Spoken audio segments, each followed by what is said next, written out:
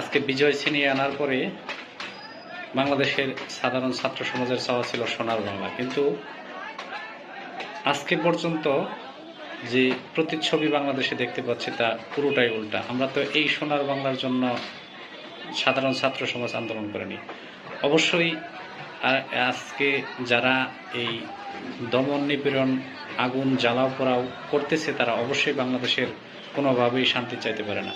আজকে বিভিন্ন জায়গায় দেখতেছি আগুন দিতেছে, বিভিন্ন রাজনৈতিক সংগঠনের যে অফিস ছিল সেগুলো ভাঙচুর করতেছে। অবশ্যই একটা প্রতিহিংসার ফল। আমরা চাই এরকম প্রতিহিংসা আপনাদের মনে থাকবে না, এবং কি আমরা সকলে মিলে কাঁধে কাঁধ মিলিয়ে সোনার বাংলা করব, এই আশা প্রত্যয় ব্যক্ত করে আপনারা শান্তভাবে বাংলাদেশকে একটা সুন্দর রাষ্ট্রে পরিণত করার জন্য সবার একটা আহ্বান থাকবে। এই আহ্বানে আপনারা অবশ্যই কারো বাড়ি ঘর জ্বালাও পোড়াও করবেন না।